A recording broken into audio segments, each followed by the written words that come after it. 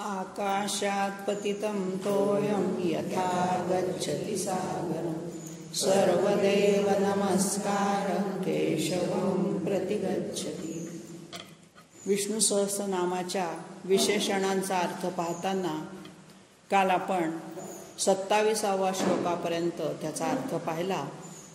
आज 28व्या श्लोकातलं पहिलं विशेषण आहे वृषाही। वृष हा शब्द मागे एकदा आलेला आहे, धर्म या अर्थाने तो वापरला जातो। शब्दशः वृष याचा अर्थ आहे बैल, सामर्थ्याचं प्रतीक, शक्तीचं प्रतीक असा तो वृष शब्द आहे। आणि धर्म हे कुठल्याही संस्कृतीचं प्रतीक असतं आणि म्हणून धर्माला सुद्धा वृष असं म्हटलं जातं। मग आता वृषाही म्हणजे ज्याच्यामुळे अहन म्हणजे दिवस हा धर्मस्वरूप होतो।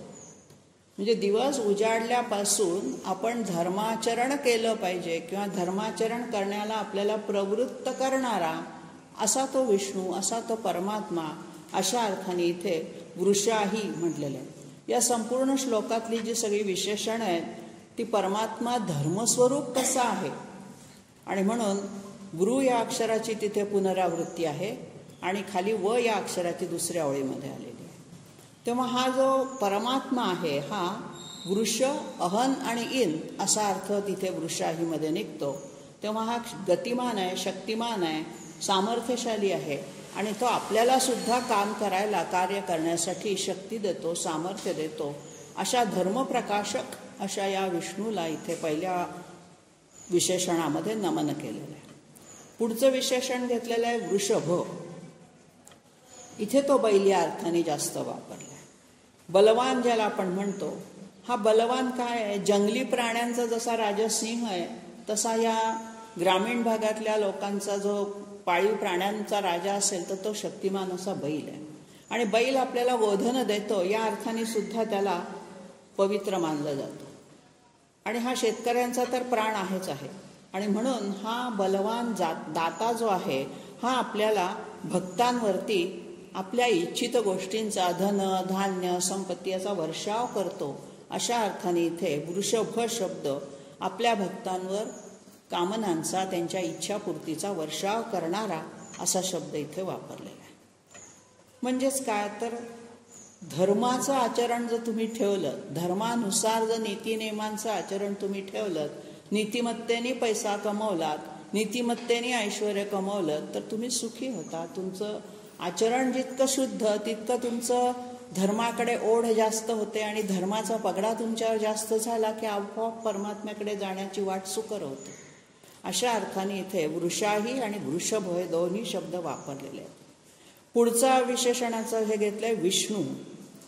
विष धातू आहे, त्याचा व्यापणे हा अर्थ आहेच। विष्णू म्हणजे सगळ्यांना व्यापणारा, सगळीकडे व्यापून पुन्हा उरणारा। आता हा विष्णू शब्द अनेक अर्थाने या सहस्रनामामध्ये आलेला आहे।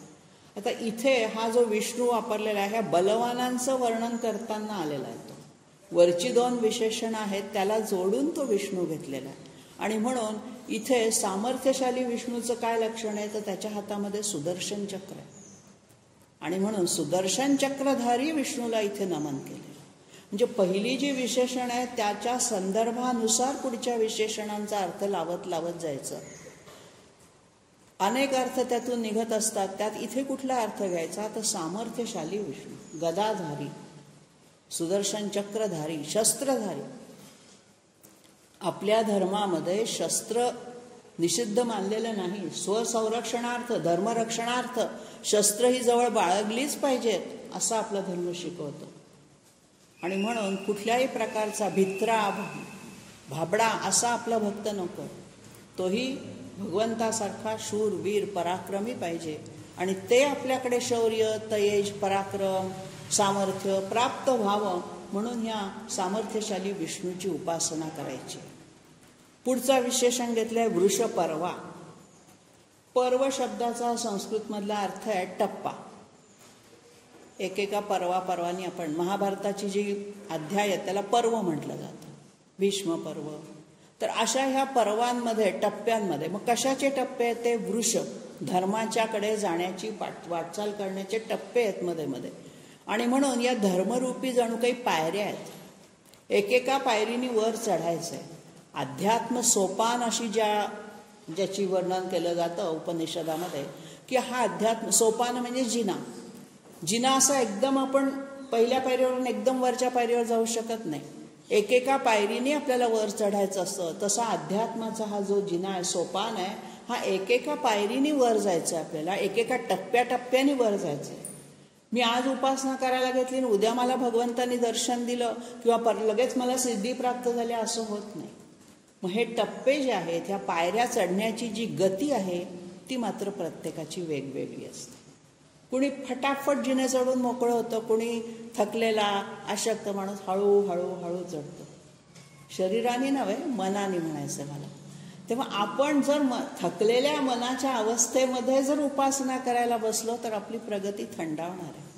आणि म्हणून आपल्याला सामर्थ्य पाहिजे. ह्या श्लोकामध्ये सगळी विशेषणं सामर्थ्य दाखवत आहेत. तर हे टप्पे चढण्याचं जे सामर्थ्य आहे ते आम्हाला दे. त्या मार्गाने आम्हाला वृषपर्वा होऊ दे. आणि तू जसा आहेस धर्मापर्यंत पोहोचण्यासाठी टप्प्याटप्प्याने परमधामाला जाण्यासाठी जे काही टप्पे असतात तिथे चढण्याची शक्ती, सामर्थ्य आम्हाला तू दे. पुढचं विशेषण घेतलंय वृषोदर. उदर म्हणजे पोट. ज्याच्या पोटामध्ये वृष म्हणजे धर्म आहे, म्हणजे हा धर्म स्वरूपच आहे. आणि तो धर्म कसा? तो सामर्थ्यशाली धर्म. आपल्या धर्माच्या तत्वांना सगळ्यांनी घाबरलं पाहिजे. हिंदू धर्म आता असा झाला आहे की कोणीही यावं हिंदू धर्मावर टीका करावी. त्याच्यातले सामर्थ्यशाली लोकच गेलेले आहेत. शंकराचार्यांचा उदय झाला, आद्य शंकराचार्यांचा, त्यावेळेला कोणाची हिंमत नव्हती हिंदू धर्मावर टीका करण्याची. तर तसं परत आमच्या धर्माला सामर्थ्यशाली बनवण्यासाठी आपण प्रत्येकाने प्रयत्न केला पाहिजे. एकटे शंकराचार्यच करतात असं नाही, तर आपणही मुंगीच्या पावलाने हळूहळू धर्माच्या आचरणाकडे वळलं पाहिजे, पुढच्या पिढीला वळवलं पाहिजे. अशा अर्थाने ज्याच्या उदरात धर्म आहे, ज्याच्या अंगामध्ये धर्म भरलेला आहे, असा तो वृषोदर. वृष हा धर्म हा उदरेयस्य असा हा समास सोडवलेला. आता हा जो उत्पत्ती स्थान असतं, आपलं पोट म्हणजे काय, तर उत्पत्ती स्थान आहे. आणि म्हणून अशा अर्थाने धर्माचं उत्पत्ती स्थान हे सामर्थ्यशालीच असलं पाहिजे, असा या वृषोदराचा अर्थ काढायचा. आता एक साधा अर्थ वरवरचा असा निघतो की आपण पती धर्म, पत्नी धर्म. धर्म म्हणजे काही फक्त देवधर्मातलाच धर्म नव्हे. देवधर्मामध्ये आपण धर्म मानतो किंवा त्याला आपण म्हणतो हिंदू धर्म, तसा नव्हे. तर शेजार धर्म हा शब्द आपण नेहमी वापरतो. मग तिथे कुठला धर्म आहे? तर शेजाऱ्याशी कसं वागावं. पती धर्म, पत्नी धर्म, आपल्या वाट्याला आलेला जे काही काम आहे ते नीतिनियमाने करणं, त्याच्यामध्ये सदाचरण असणं, परोपकार असणं, कुठेही अहंभाव न बाळगता त्या व्यक्तीशी वागणं. अशा अर्थाने तो पती असेल, पिता असेल, पुत्र असेल, स्वामी असेल, प्रत्येकाने आपला आपला धर्म पाळला की आपोआपच सगळं समाजाची उन्नती होणार आहे. समाजाचे जेवढे घटक आहेत सगळ्यांनी धर्माचरण केलं पाहिजे, अशा अर्थाने इथे वृषोदर शब्द वापरला. पुढचं विशेषण घेतलंय वर्धन. वृद्ध धातूचा अर्थ आहे वाढणे. मग हा कसा आहे? वर्धन म्हणजे वाढ करणारा. वर्धते इति वर्धन. कशाची वाढ करतोय हा? तर आमच्यामध्ये सदाचरणाची वाढ करतोय. सन्नीती, सदाचरण, सद्गुण, धर्मानुचरण या सगळ्यांची तो आपल्यामध्ये वाढ करतोय. आणि म्हणून पारमार्थिक दृष्ट्या जी वृद्धी असते त्याला वर्धन म्हटलंय. आणि पुढचं जे विशेषण आहे वर्धमान, त्यामध्ये लौकिक भौतिक वाढ अपेक्षित आहे. म्हणजे पारमार्थिक अर्थाने कारण रूपाने ज्याला म्हटलं जातं तो वाढवणारा जो आहे तो वर्धन आहे. आणि कार्यरूपाने जे वाढणारं विश्वाचा संचार आहे, विश्वाचा पसारा आहे, तो वर्धमान आहे. म्हणजे काय? आता ह्या विश्वाचा जो विस्तार आहे हा कायम वाढताय, हळूहळू त्याचं रूप वाढतंय.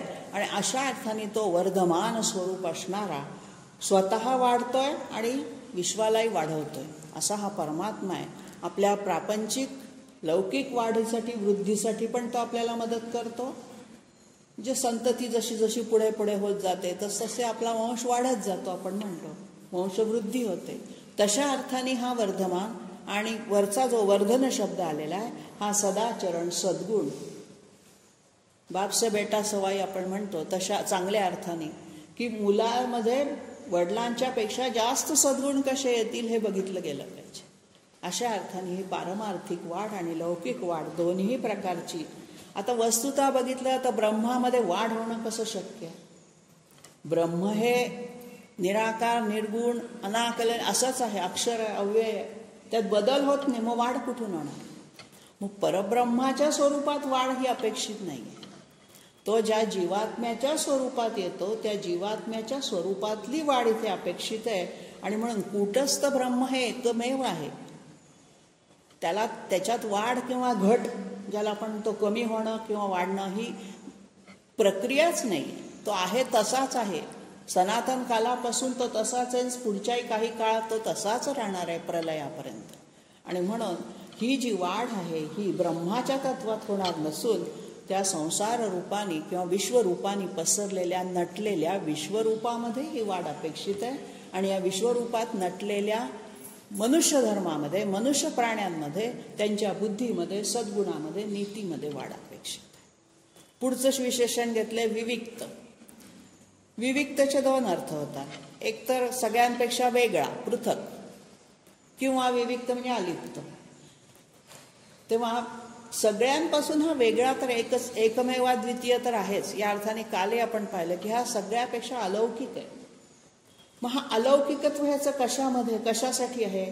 तर तो शांत आहे, शिव आहे, पवित्र आहे, न बदलणारा आहे, कमी न होणारा आहे. अशा अर्थाने त्याचं हे जे सगळं विविक्तपण आहे सगळ्यांपेक्षा वेगळेपण आहे. सगळ्यांपेक्षा म्हणजे या दृश्य सृष्टीपेक्षा, दृश्य विश्वापेक्षा. निर्गुण हे सगुणापेक्षा वेगळं आहेच, म्हणूनच त्याला निर्गुण म्हणतो. त्या सगुण सृष्टी आणि निर्गुणत्व हे, ते निर्गुणत्व हे त्याचं जे लक्षण आहे ते असं खरोखरी सगळ्या कोलाहलापासून अलिप्त, शांत, कुठेतरी ध्यानस्थ अशा स्वरूपाचं त्याचं वर्णन केलं आहे. आणि या अर्थाने तो विविध रूपाने नटून सुद्धा सगळ्यापासून अलिप्त आहे. तेव्हा विविक्त म्हणजे अलिप्त पण होतं आणि पृथक म्हणजे वेगळा, एकमेवा द्वितीय असा पण होतो. या श्लोकातलं शेवटचं विशेषण आहे श्रुतीसागर. श्रुती म्हणजे वेद. हा वेदांचा सागर आहे. सागरामध्ये सुद्धा अनेक नद्यांचं पाणी येतं आणि त्याच्यामध्ये सागरामध्ये पडतं. आणि सागर हा खूप मोठा, ज्याला आपण म्हणतो ना अचल मोठा, म्हणजे आकाराने मोठा नाही म्हणायचं मला, खोलीने. हा खोल अघर असतो आणि सगळ्यांना सामावून घेतो आपल्या पोटामध्ये. खूप पाणी आलं म्हणून त्याला पूर येत नाही किंवा पाऊस नाही पडला म्हणून सागर आटला असं कधी घडत नाही.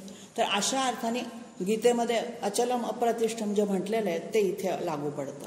ह्या समुद्रामध्ये, ज्यामध्ये समुद्रात जसं पाणी राहतं, तो सामावून घेतो, धरून ठेवतो पाण्याला, तशा या वेदांनी काय केलं, ह्या परमात्म्याचं स्वरूप शाब्दिक रूपाने धरून ठेवलं.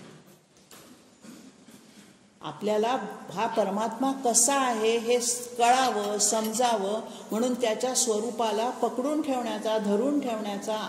समुद्रात जसं पाणी धरून ठेवावं तसं त्या परमात्म्याचं स्वरूप खरं म्हणजे अधृत आहे, तो धरून पकडून ठेवताच येत नाही, पण तरी सुद्धा शब्दरूपाने साठवून ठेवण्याचा प्रयत्न केला. आणि म्हणून वेदाभ्यास जो केला जातो तो परमात्म्याकडे जाण्याच्या वाटचालीतला प्रमुख टप्पा मानला जातो. ऋग्वेद, यजुर्वेद, सामवेद आणि अथर्ववेद हे जे 4 वेद आहेत, सगळ्यात प्राचीन किंवा महत्वाचा वेद आहे तो ऋग्वेद आहे. ऋग्वेदातल्या ऋचांना संगीताची चाल लावून ते सामवेदात घेतलेले आहेत. काही यज्ञाप्रित्यर्थ ऋचा निर्माण झाल्या, ऋषींनी, याज्ञवल्की आहेत, त्या ऋषींनी ज्या काही मनुस्मृतीतल्या मनुच्या आहेत, ह्या सगळ्या ज्या ऋचा आहेत या सगळ्या यजुर्वेदामध्ये होम हवनासाठी वापरल्या गेल्या. वाजसनेय संहिता आहे. तेव्हा या सगळ्या ऋग्वेद, यजुर्वेद आणि सामवेद, अथर्ववेदामध्ये सगळी शास्त्र आलेली आहेत, आयुर्वेद त्याच्यातच आहे. तेव्हा या 4ही वेदांचा अभ्यास पूर्वीच्या काळी गुरुच्या आश्रमामध्ये गुरुकुलात राहून करणं हे सगळ्यांना बंधनकारक होतं. ते याचसाठी की या वेदांमध्ये परमात्म्याचं स्वरूप सांगण्याचा प्रयत्न केलेला आहे, जेणेकरून तुम्हाला परमात्मा कसा आहे ते कळावं. आणि म्हणून वेदांत पहिली, ऋग्वेदातली पहिलीच ऋचा अग्नीचं सूक्त आहे. अग्निमेळे पुरोहितम असं म्हणून ऋग्वेद सुरू होतो. पंचमहाभूतातले जे काही हे 5 हे आहेत, पृथ्वी, आप, तेज, वायू आणि आकाश, त्यातला अग्नी, तेज अग्नी जो आहे याचं स्वरूप सांगायचा प्रयत्न केलेला आहे. परमात्मा म्हणजे काय, तर ह्या पंचमहाभूतांनी त्यांनी सगुण रूप कसं घेतलं हे सांगायचा प्रयत्न केलेला आहे. म्हणून श्रुतीसागर म्हणजे सागर म्हणजे जलधी हा श्रुतींचा, वेदवचनांचा साठा आहे असा हा श्लोक सांगतो. पुढचा श्लोक घेतलाय सुभुजा. पहिलंच विशेषण आहे. भुज म्हणजे भुजा, बाहू. याचे बाहू, हात, सु म्हणजे चांगले आहेत. आता चांगले म्हणजे काय, पुन्हा सामर्थ्यशाली. आता हे जे त्याचे बाहू आहेत हे काय करतात, तर जगाचं रक्षण करतात. विश्वरक्षणार्थ त्यांनी बाहू हे घेतलेले आहेत आणि म्हणून त्याला सहस्त्रबाहू असं सुद्धा आपण म्हणतो. हजारो हातापायांनी, हजारो डोळ्यांनी, हजारो नेत्रांनी तो आपल्याकडे बघत असतो. अशा अर्थाने हा सुभुज आहे म्हणजे चांगले, पूर्ण सामर्थ्यशाली, सहस्त्रबाहू, अनंतबाहू असे उत्तम कार्य करणारे, विश्वनिर्मितीचं कार्य करण्यासाठी त्याला ह्या भुजा दिलेल्या आहेत. सुंदर. गीतेमध्ये याचं वर्णन केलं 11व्या अध्यायात. अनेक बाहू, उदर, वक्त्र, नेत्र. प्रत्येक ठिकाणी गीतेचे श्लोक आठवायला लागतात, सांगायला लागले की हा जो सुभुज आहे हा आणखीन कसा आहे, परत दूरधर आहे. म्हणजे एकीकडे श्रुतीसागर पण आहे, श्रुती सांगण्याचा प्रयत्न करतायत, पण तो दूरधर आहे. धर म्हणजे धरून ठेवणे, पकडून ठेवणे. त्याला शब्दात पकडताच येत नाही. हाताने पकडणं तर फार लांब. शब्दात सुद्धा त्याचं स्वरूप आकळून घेता येत नाही, साठवून ठेवता येत नाही. काही वेळेला कविता लिहिताना कवीचं असं होतं, मनातले भाव त्या कवितेमध्ये सगळेचे सगळे येऊच शकत नाही. तो इतका प्रयत्न करतो, इतके शब्दांशी तो हे करतो, परंतु त्याला जे उत्स्फूर्त म्हणायचं आहे त्यातला एक अष्टमांश भाग त्या काव्यात उतरतो, बाकीचा सगळा त्याच्या खाली हृदयात राहतो आणि मग त्याच्यातून त्याला आणखीन आणखीन आणखीन आणखीन काव्य स्फुरत राहतं. तसं या परमेश्वराचं स्वरूप दूरधर आहे. अतिशय अवघड आहे पकडण्यास, समजण्यास, धरून ठेवण्यास. किंवा योग्य मार्गाने अर्थ काढला तर ध्यानाच्या वेळेला ज्याला आकळणं, हृदयामध्ये साठवून ठेवणं पण अतिशय अवघड आहे. कठीण आहे, अवघड आहे, पण अशक्य नाही आहे. म्हणून दूरधर म्हटलंय. पुढचं विशेषण घेतलंय वाग्मी. आता हा वाग्मी कसा आहे, वाग्मी म्हणजे उत्कृष्ट वक्ता, वाचस्पती असं पण त्याला पुढे म्हटलेलं आहे. तर हा वाग्मी म्हणजे उत्कृष्ट वक्ता म्हणजे कोणत्या अर्थाने, की ज्याची वाणी, आता वेद हे भगवंताचे निश्वास आहे किंवा त्याची वाणी आहे, वेदवाणी, आणि म्हणून हा वेदांच्या रूपाने बोलतोय आपल्याशी, त्याच्यापासून ती जन्माला आलेत वेद, आणि म्हणून वेद हे जणू काही त्याचं बोलणं आहे आणि त्याचं वक्तृत्व अतिशय उत्कृष्ट आहे. आता तो असणारच, मुळातच तो परमात्म्याचं स्वरूप आहे, विष्णू हेच, आणि म्हणून ज्याचं बोलणं कधीही व्यर्थ नसतं, फुकट नसतं, उगाच बडबड नसते. त्यात मोजकं नेमकं असं सांगणारा त्याला आपण वाचस्पती किंवा वाग्मी म्हणतो. उत्तम वक्ता कोणता, की कधी थांबायचं हे ज्याला कळतं तो उत्तम वक्ता.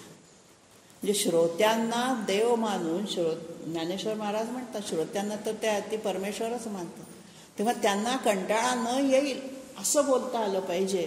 आणि या अर्थाने हा श्रीकृष्ण असे होते. श्रीकृष्ण एकदा परावाणीने बोलायला लागायचे सगळ्यांशी, आणि श्रीकृष्ण बोलायला लागला की ऐकणारा अगदी हरपून जायचा, भान हरपून ऐकायचा. अशा अर्थाने श्रीकृष्ण रूपामध्ये तो वाग्मी होता. अनेक ठिकाणी श्रीकृष्णाने असे अनेकांना, उद्धवाला उपदेश केलेला आहे, अर्जुनाला तर केलेला आपण पाहतोच गीतेच्या रूपाने, पण अशा अनेक ठिकाणी श्रीकृष्णांची जी वाणी आहे ती अशीच वाग्मी स्वरूपामध्ये त्यांनी केली. पुढचं विशेषण घेतलेलं आहे महेंद्र. इंद्र शब्दाचा अर्थ आहे श्रेष्ठ. हा महान इंद्र आहे, म्हणजे इंद्राचाही इंद्र आहे, श्रेष्ठांमध्येही वरिष्ठ आहे. आता हा कोणत्या अर्थाने श्रेष्ठांमध्ये वरिष्ठ होतो, तर हा त्रैलोक्याचा नाथ आहे, विश्वाचा नाथ आहे, अशा अर्थाने पण आहे. आणखीन हा 3 देवतांचा स्वामी आहे. जे भूलोकाचा स्वामी आहे त्याला आपण यम म्हणूया, जलचरांचा जो स्वामी आहे ती वरुण देवता आहे, आणि आकाशातल्या खेचरांचा जो स्वामी आहे तो इंद्र. आणि म्हणून भूलोकाचा स्वामी हा देहावर सत्ता चालवतो यम, जलचरांचा स्वामी मनावर सत्ता चालवतो, आणि खेचरांचा, आकाशस्थ प्राण्यांचा स्वामी हा प्राणावरती सत्ता चालवतो वायुरूपातून. अशा अर्थाने ह्या तीनही देवतांचा तो स्वामी आहे किंवा तीनही देवतांचा तो नाथ आहे, म्हणून तो महेंद्र आहे, महान इंद्र आहे, श्रेष्ठ असा, सगळ्यांमध्ये श्रेष्ठांमध्येही तो श्रेष्ठ आहे. पुढचं विशेषण घेतलंय वसुधा. वसु म्हणजे धन. आता धन देणारा. आता हा धन देणारा या अर्थाने मागे पण आपण त्याचा अर्थ पाहिलेला आहे किंवा गीतेतही 12व्या श्लोकामध्ये ते आलेलंच. तर हा जो वसु आहे हे एक तर त्याचा अर्थ निघतो अष्टावसु.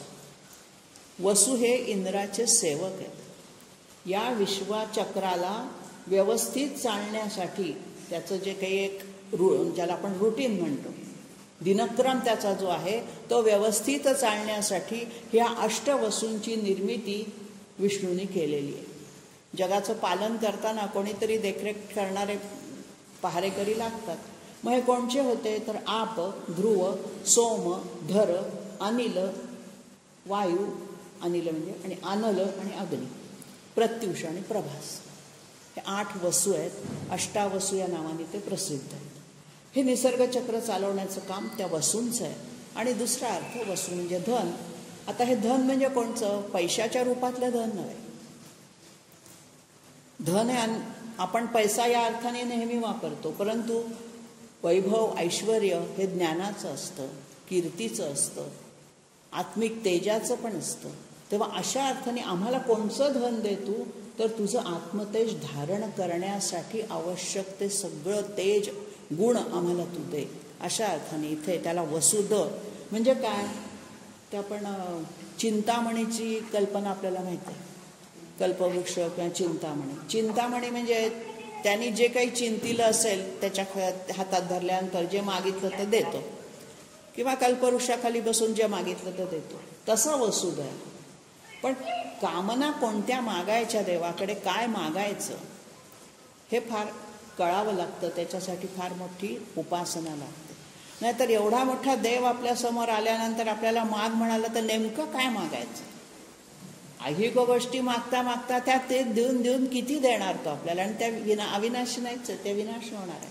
अशा अर्थाने त्याला वसुध पण म्हटलेलं आहे. अभिलषित चिंतामणी असं त्याचं वर्णन केलं आहे. पुन्हा वसु शब्द आलेला आहे. वसुधा हा वसु. आता हा मायेने काय करतो, वसती इति वसु असा इथे खोड केलेली.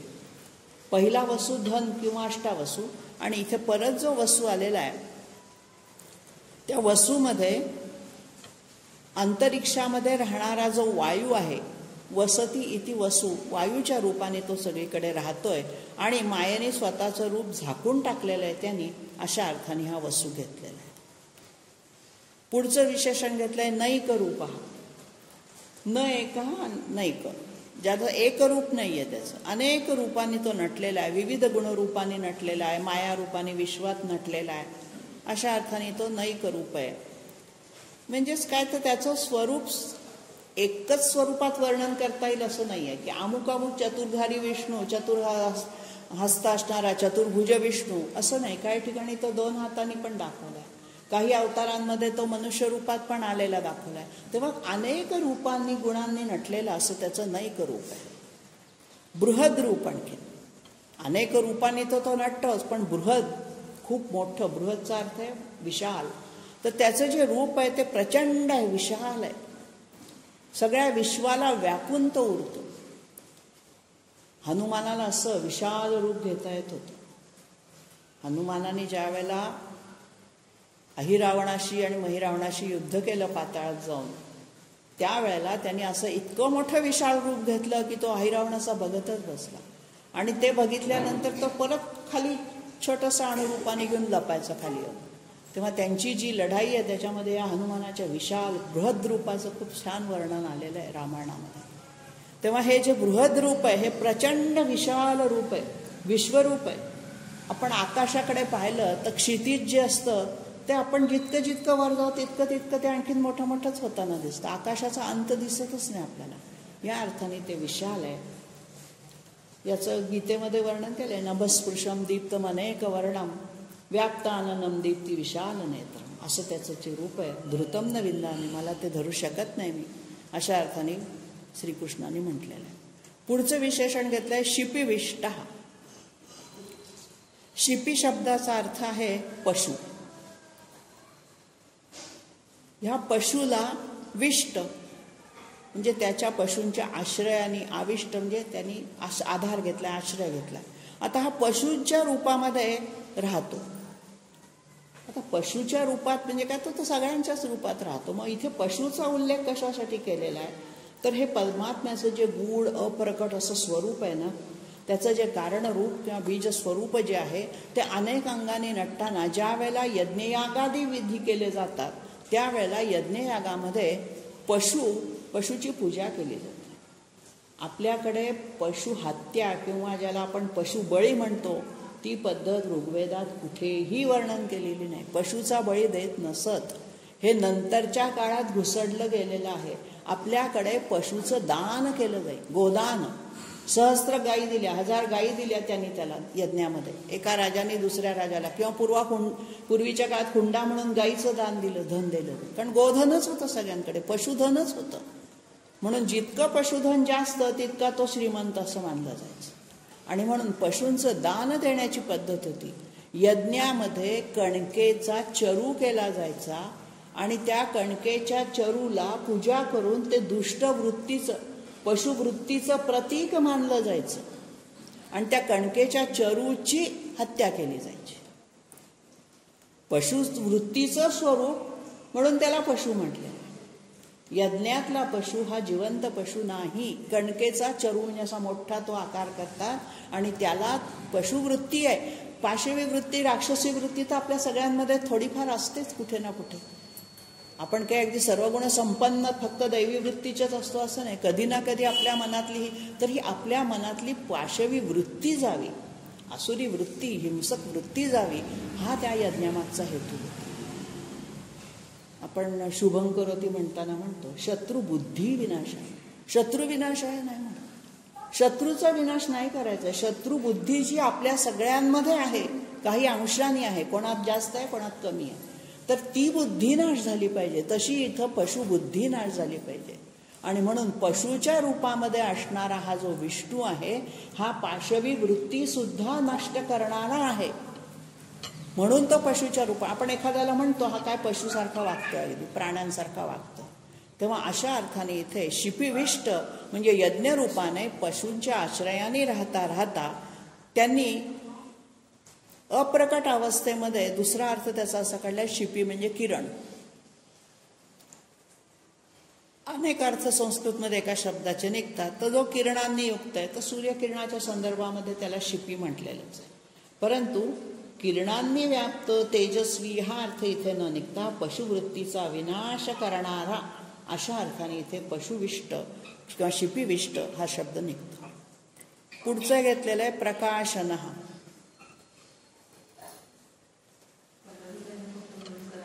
कोणाचा व्हिडिओचा ऑन आहे, साऊंड म्यूट करा. पल्लवी साऊंड म्यूट करा.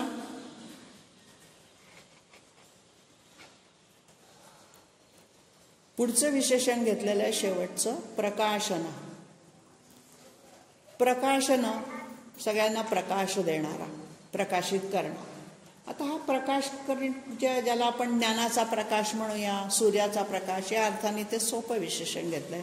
किंवा कार्यरूपाने तो प्रकट होतो आपल्यामध्ये, प्रकाशित करतो, आपल्याला ज्ञानी बनवतो.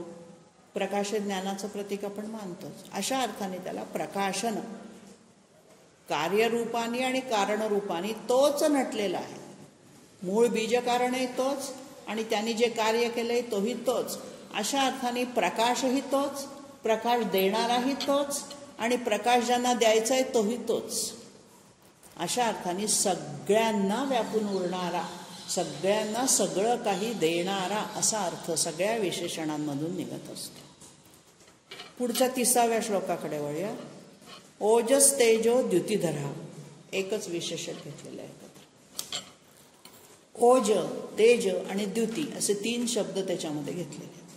आता ओज म्हणजे काय तर सत्व, बल, सामर्थ्य.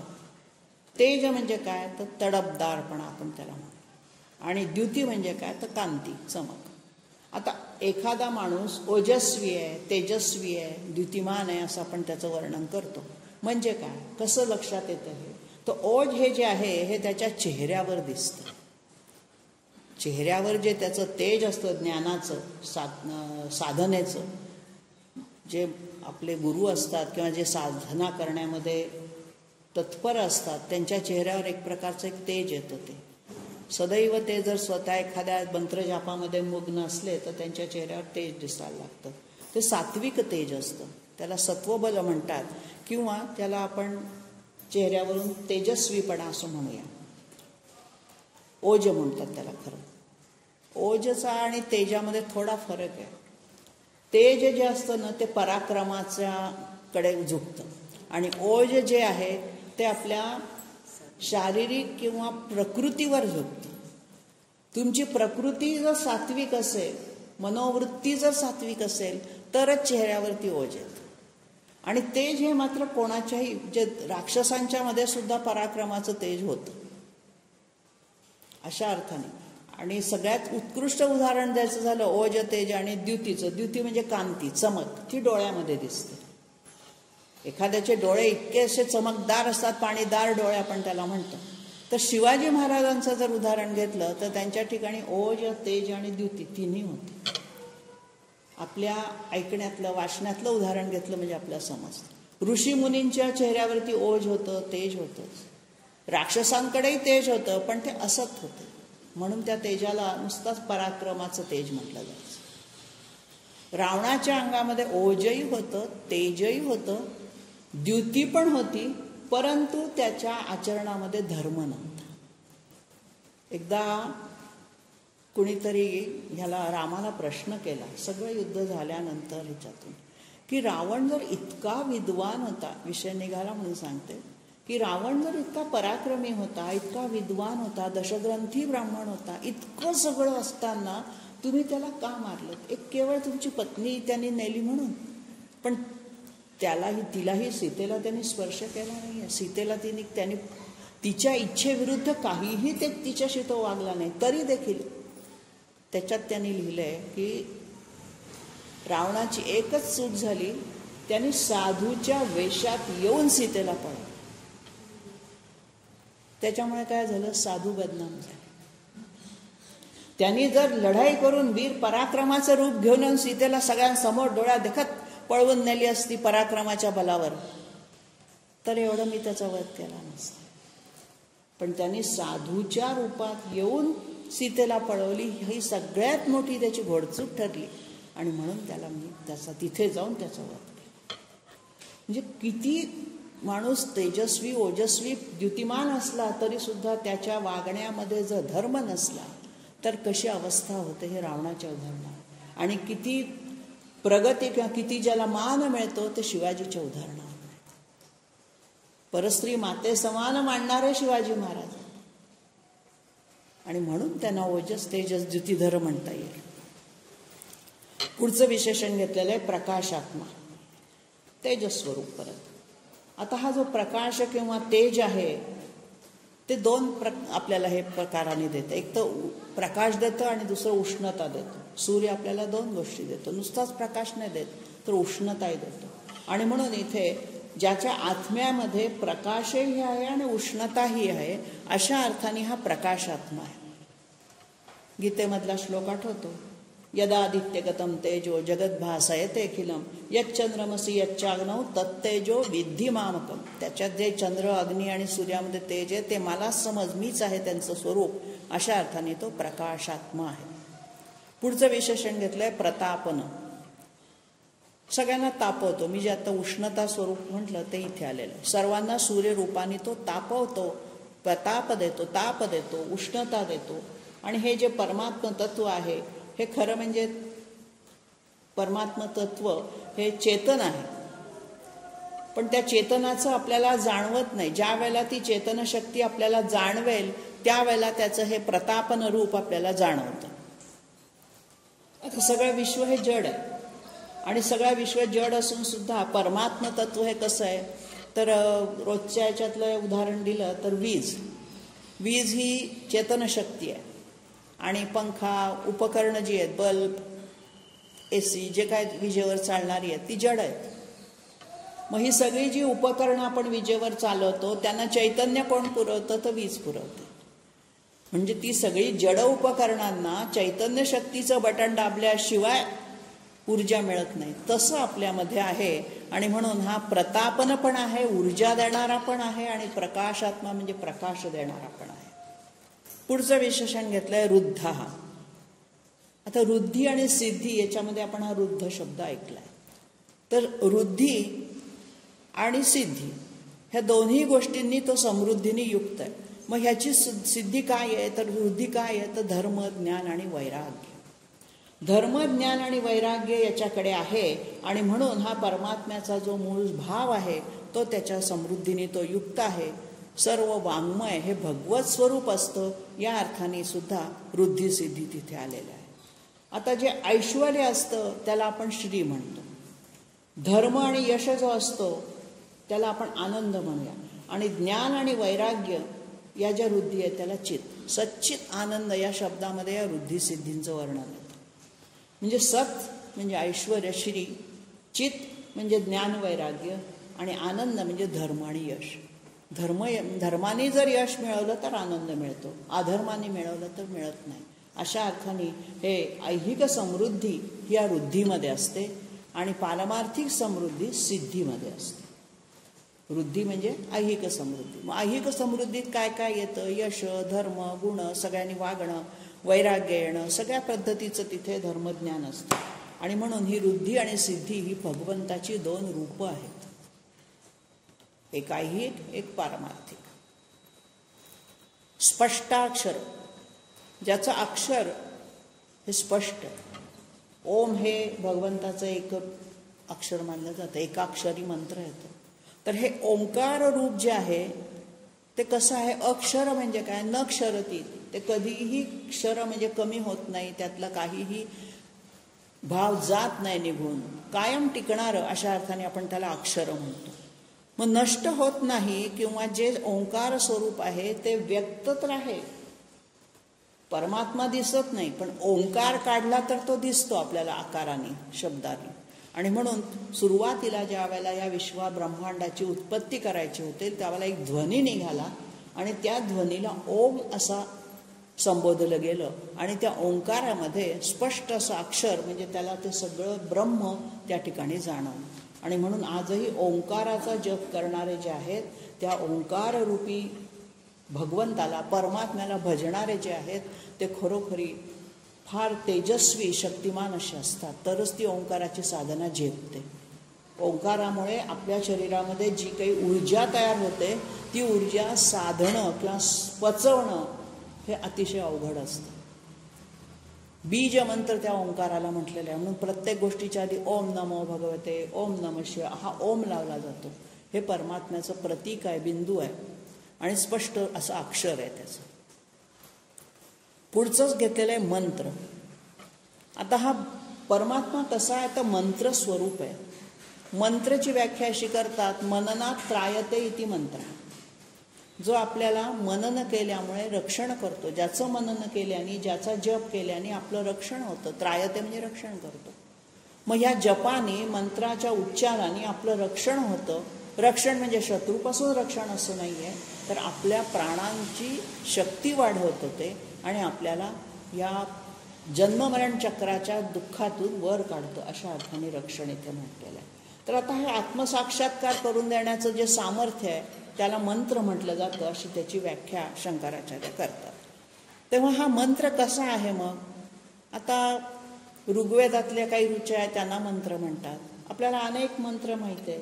अगदी ओमपासून 5 अक्षरी, 3 अक्षरी, 6 षडअक्षरी, ओम नमो भगवते हे 12 अक्षरी मंत्र आहे. किंवा श्रीराम जय राम जय जय राम हा 13 अक्षरी मंत्र आहे. गायत्री मंत्र आहे, मोठा आहे. त्याच्यापेक्षा हे विष्णू सहस्रनाम मी पहिल्या दिवशीला हे माला मंत्र आहे हा. तर अशा पद्धतीने जशा ध्वनीच्या लाटा निर्माण होतात तशा आपण जर मंत्राचं मनन किंवा जप उच्चारण करायला लागल्यानंतर आपल्या शरीरातून सुद्धा तशी स्पंदनं, लहरी निर्माण होतात. आता ज्या वेळेला आपण विष्णू सहस्रनाम पठण करतो त्यावेळेला त्या लहरी आपल्याला दिसत नाहीत, पण सामूहिक पठणामध्ये इतकं मोठं सामर्थ्य आहे की इतक्या मोठ्या प्रमाणामध्ये इथे सगळ्या लहरी तयार होतात त्या, आणि त्या लहरी आपल्याभोवती सुरक्षा कवचाचं आपलं रक्षण करतात. मननात त्रायते, रक्षण. कसं रक्षण? तर आपल्यावरती अनिष्ट गोष्टींची हल्ला, अनिष्ट गोष्टी आपल्या जवळ येण्याची हिंमत करत नाही. राम हा साधा 2 अक्षरी मंत्र सुद्धा असा आहे की त्याला राक्षस सुद्धा घाबरतात. तर अशा या मंत्राचं जे सामर्थ्य आहे, मग ते जे सामर्थ्य आहे ते देहामध्ये प्राणवायूच्या रूपाने या ध्वनिलहरी संचार करतात. आपण जो श्वास आत घेतो, सगळीकडे पसरतो, हा जो प्राणवायू आहे या रूपाने आपल्या संपूर्ण शरीरात त्या संचार करत असतात. आणि म्हणून या कुठलाही मंत्र घ्या तुम्ही, त्याच्याने ध्वनीच्या लाटा, ध्वनीचे तरंग, स्पंदनं निर्माण होतात आणि आपल्या संपूर्ण मंत्रोच्चाराने आपल्याला पातकं नष्ट होतात असं आपण म्हणतो. मंत्राने काय होतात? आपली पापं नष्ट होतात. पापं नष्ट होतात म्हणजे पाप करण्याची बुद्धीच नष्ट होते. केलेली पापं नाही नष्ट होत, केलेली पापाचं फळ भोगावंच लागणार आहे, पण पुन्हा पाप करण्याची जी बुद्धी आहे ना, ती या मंत्र जपाने होत नाही. आणि म्हणून मंत्राचं जे काही सामर्थ्य आहे, तो कुठलाही असो, गुरुमंत्र असो, साधा श्रीराम मंत्र असो, कुठलाही मंत्र असो, मनापासून जर त्याचं उच्चारण, मनन, जप केला तर तो आपलं रक्षण करतो. यात निर्विवाद सत्य. अनेक ऋषींचा तो अनुभव आहे. अनुभव सिद्ध आहेत सगळे मंत्र, सिद्ध मंत्र आहेत हे सगळे. आणि म्हणून या सिद्ध मंत्रांचा जप करताना शौच, पावित्र्य सांभाळावं लागतं. म्हणून गायत्री मंत्र उगाच कुणीही उठलं आणि म्हटलं, बायकांनी म्हणू नये, असं का म्हणू नये? त्याच्यामागचं वैज्ञानिक कारण शोधा. त्याच्यामध्ये कारण आहे. त्याच्याची जी ऊर्जा शक्ती सूर्याच्या ह्याच्यात इतकी निर्माण होते की ती स्त्रियांच्या शरीरातल्या अवयवांना पेलवत नाही. गायत्री पुरस्चरण करणाऱ्या व्यक्तीला विचारा, केवढा त्याच्यामध्ये उष्णता किंवा जी काही ऊर्जा तयार होते ती सहन करण्याची शक्ती असावी लागते. आणि म्हणून एकदम खूप मोठं पुरस्चरण करत नाहीत, आधी लघु पुरस्चरण करतात, छोटंसं. आधी तो सुरुवात करताना 11 वेळा, 21 वेळा, मग 24 वेळा, असा तो वाढवत. मग का वाढवत न्यायचा? छोट्या बाळाला आपण एकदम खूप काही भरवलं तर पचेल का? तसं आहे. आपण छोटे बाळ आहोत, आपल्याला अजून सगळं पचणार नाही आहे. म्हणून मी सगळंच म्हणते. मी विष्णू सहस्रनाम पण म्हणणार, मी ललिता सहस्रनाम सगळं एकदम करणार नाही, पेलवणार. मंत्राची साधना करताना सुद्धा रुचेल, पचेल अशा गोष्टीची साधना करावी, तितकीच करावी, पण मनापासून करावी. आणि म्हणून मंत्र स्वरूप याच्यावरती बोलू तितकं कमी आहे. मंत्राची शक्तीचं आज विज्ञान त्याचं संशोधन चालू आहे आणि सगळ्यात जास्त स्पंदन लहरी गायत्री मंत्राने होतात हे सिद्ध झालेलं आहे. पण हे परक्या देशातले लोक सिद्ध करतात ना, मग आपल्याला पडतं. तुझं आहे तुझं पाहिजे, पण आपण त्याचं महत्त्व जाणत नाही, कारण ते काय अतिपरिचयात अवज्ञ होते थोडेसे. पुढचं विशेषण घेतलेलं आहे चंद्रांशू. चंद्राच्या अंशू म्हणजे किरण, आणि त्याच्या पुढचं विशेषण आहे भास्करद्युत. परस्पर विरोधी आहे. एक चंद्रांशू आहे आणि एक चंडांशू आहे. चंड म्हणजे प्रचंड. भास्कर हा कसा आहे? प्रचंड उष्णता देणं, आणि चंद्र कसा आहे? शीतलता, आल्हादता देणं. मग दोन्ही प्रकारांनी त्याचं स्वरूप वर्णन केलं आहे. म्हणजे चंद्राच्या किरणांप्रमाणे तो आल्हादक, शीतल, आपल्या मनाला शांतता मिळवून देणारा आहे, आणि त्याचबरोबरीने तो सूर्याच्या तेजाप्रमाणे सुद्धा उग्र आहे. आता हा उग्र रूप कसं आणि शीतल रूप कसं करायचं समजून घ्यायचं, तर त्याच्यासाठी थोडंसं आपण रोजच्या वापरातलं आईचं उदाहरण घेऊया. आई काय करते? मुलाला समजा बरं नसलं तर त्याच्याशी अतिशय प्रेमाने, वात्सल्याने, मायेने, थंड, चंद्रासारखी शीतलता त्याला देते. नाही तुला बरं वाटेल, गोड शब्दाने बोलते. आणि हाच मुलगा ज्या वेळेला नको ते करायला जातो, हट्ट करतो, त्यावेळेला ती त्याला मारते. मग त्याचं भलं व्हावं हीच इच्छा असते. तिचं उग्र रूप आईचं पाहिल्यानंतर मूल घाबरतं, आणि म्हणून काही वेळेला प्रसंगानुरूप उग्र रूप धारण करणंही आवश्यक असतं मुलांना वळण लावताना. आणि त्याला बरं नसताना आई धपाटे घालेल का हो? तिला ते कळतं. कुठल्या आईला शिकायला जावं लागत नाही की मुलांशी कोणत्या वेळी कसं वागायचं. ते आई पण मध्येच त्याच्या सामावलेलं आहे सगळं. तर अशा पद्धतीने कधी कोणाशी कसं उग्र रूप धारण करायचं, की शांत रूप धारण करायचं चंद्रासारखं, हे परमात्मा ठरवत असतो. म्हणजे भक्त आहेत, सज्जन आहेत, त्यांना तो चंद्रांश आहे. जे दुष्ट आहेत, असुर आहेत, त्यांच्यासाठी तो भास्कर द्युतीसारखा आहे. तर चंद्रांशू आणि भास्कर द्युती म्हणजे तेज, किरण परत. तेव्हा चंद्राचे किरण आणि सूर्याचे किरण दोन्ही किरणच, पण किरणांमधला फरक हा परमात्म्याच्या स्वरूपामध्ये वर्णन केलेला आहे. आता हा भास्कर द्युती कसा असतो? उग्र रूप असतो, न्यायनिष्ठूर असतो. ज्या वेळेला एखादा शास्ता जो असतो तो हा अपराधाला क्षमा नाही आहे. तिथे तुम्ही पाप केलं, तुम्हाला पापाची फळं भोगावीच लागणार. तिथे क्षमा हा गुण नसतो. आणि म्हणून त्याचं उग्र तेज जे आहे ते जीवाचं जे दुर्वर्तन आहे त्याला ते सहनच होत नाही. आणि अशा अर्थाने तो भास्कर द्वितीय आहे आणि चंद्रांशू पण आहे. तेव्हा या सगळ्या विशेषणांमध्ये ह्या चंद्रांशूवरून एक सुंदर हे आठवला, निवृत्तीनाथांचा अभंग आहे. निवृत्तीनाथांचे अभंग फार आपण कमी, ज्ञानेश्वरांचेच अभंग जास्त. आम्ही चकोर हरिचंद्रमा. त्यांनी म्हटलंय की भगवंताचं भजन करताना आम्ही चकोर आहोत. चकोर पक्षी असा आहे की जो फक्त चांदणं पिऊन जगतो. आणि म्हणून चकोरासारखा हरीला भजा, असं त्यांचा तो अभंग आहे. चकोरासारखे भजावे आम्ही चकोर हरिचंद्रमा, आम्ही कला तो पौर्णिमा. फार सुरेख निवृत्तीनाथांचा अभंग आहे तो पूर्ण. किंवा गीतेमध्येही म्हटलंच आहे, पुष्णामी औषधी सर्वा सोमो भूत्वार साधना. सोम म्हणजे चंद्रच. तेव्हा अशा अर्थाने हा चंद्र आल्हाददायक, मनाला शांत करणारा आणि त्याच्या उलट उग्र रूपाने शासन करणारा, असं दोन्ही स्वरूपामध्ये परमात्म्याचंच रूप आहे. मूळ त्याचं जे काय आहे तो परमात्माच आहे. अशी विशेषणं या सबंध विष्णू सहस्त्रनामामध्ये परस्पर विरोधी आणि ती परस्पर लागून आलेली आहेत की दोन्ही रूपं आपल्याला एकाच वेळेला समजावी, कळावी, लक्षात यावी आणि ती लक्षात ठेवावी. अशा अर्थाने इथे